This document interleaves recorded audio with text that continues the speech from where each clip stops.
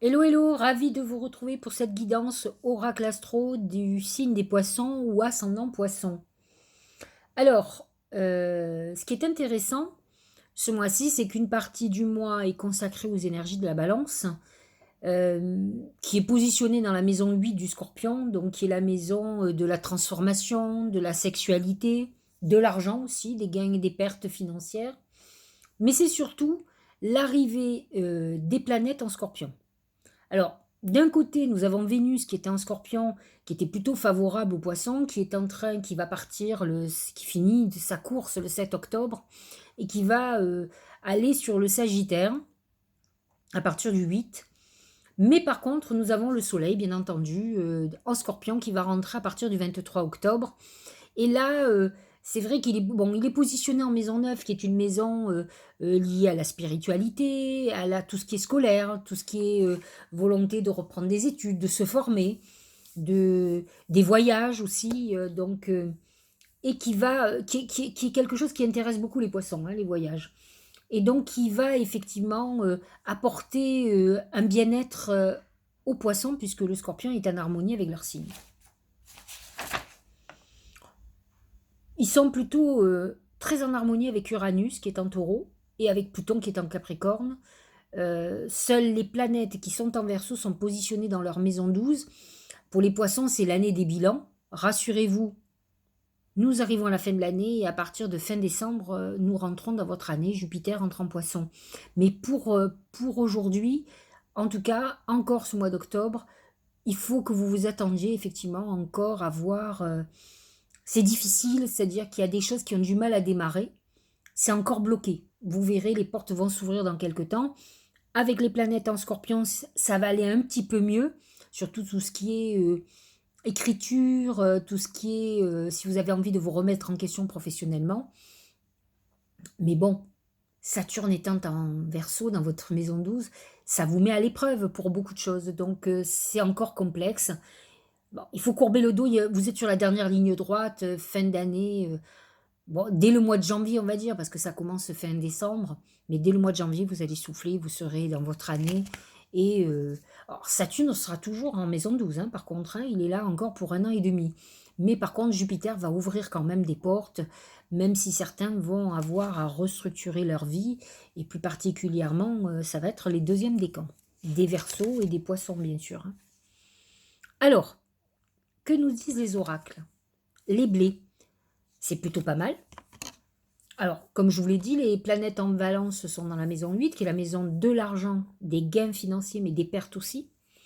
Les blés, symboliquement, c'est plutôt la récolte.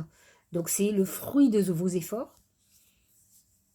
C'est plutôt quelque chose de positif au niveau financier.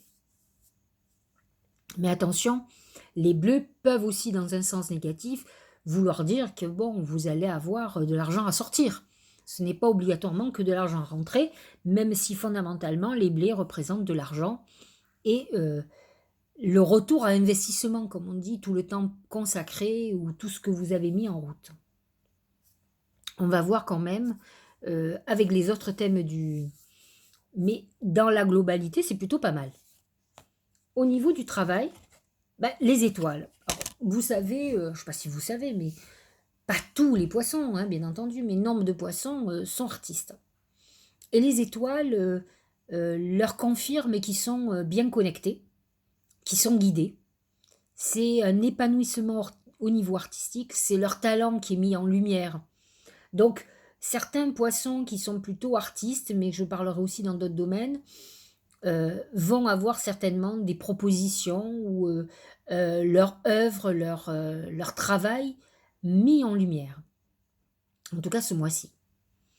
Pour les autres qui sont dans des domaines différents, beaucoup de poissons sont dans l'aide à la personne, sont dans le médical, beaucoup dans le médical, ou dans d'autres domaines, hein. Il n'y a pas d'obligation à être, mais bon, souvent. Euh, pour eux, si c'est un entretien professionnel, ça amène une très belle réalisation, un bon passage d'examen, comme on dit. Si vous êtes dans les études, en plus, avec l'amas de planètes en scorpion qui est dans votre maison 9, ça peut amener la volonté de reprendre des études, passer un concours. On est dans la phase de réussite et de réalisation. Les étoiles apportent réalisation de vos vœux et abondance financière, donc qui va complètement en harmonie avec les blés d'un point de vue financier. Au niveau de l'amour, c'est la femme. La femme représente la beauté, représente la séduction, représente l'intuition. Pour ce qui... Alors, si vous êtes un homme, vous pouvez espérer rencontrer votre âme sœur, quelqu'un qui représente, avec qui il y aura beaucoup de sensualité. C'est quelqu'un qui va beaucoup vous plaire. Si vous êtes une femme, c'est une période où vous allez être plutôt dans la séduction. Alors, effectivement, tant que Vénus était en Scorpion, c'est vrai que c'est là où vous avez dû avoir le plus gros de votre sex appeal, hein.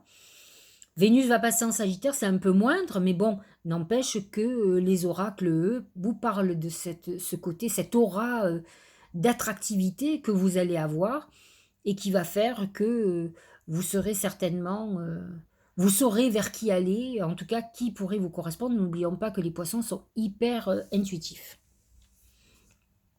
Alors, santé. C'est le djinn, le diable, si vous préférez. Ça amène quand même plusieurs problématiques au niveau de la santé. Le djinn, c'est des problèmes psychologiques.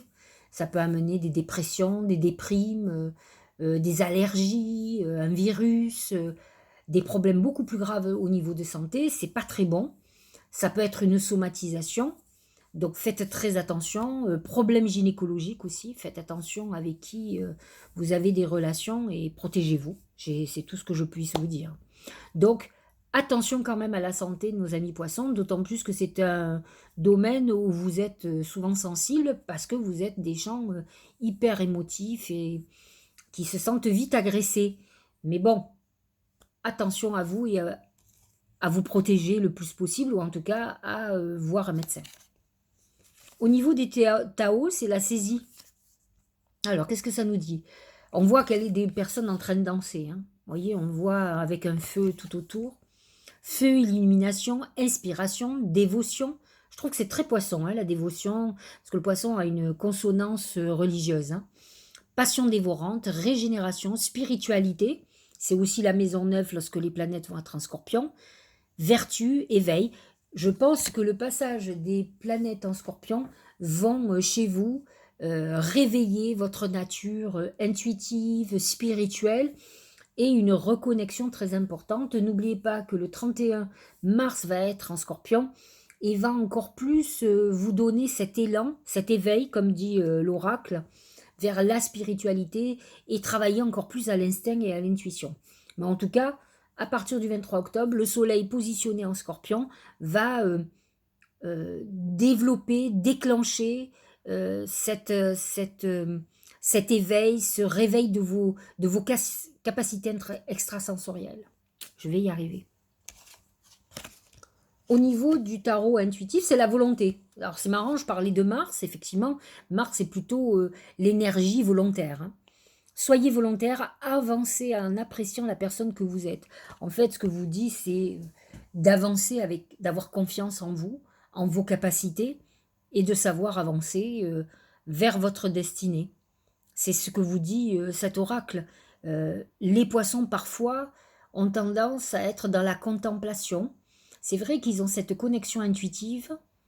C'est vrai que, fondamentalement, c'est aussi un peu mon discours. C'est vrai que quand on croit à la destinée, la vie va nous amener vers quelque chose. Mais ce qu'ils oublient, c'est que pour trouver le bon chemin, il faut parfois avoir ce côté d'instigation de la chose, déclencher quelque chose.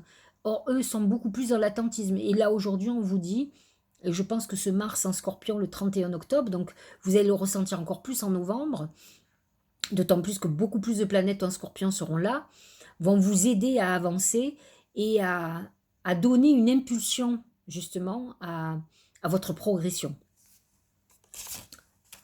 L'oracle de Anna Costanza, c'est la lettre.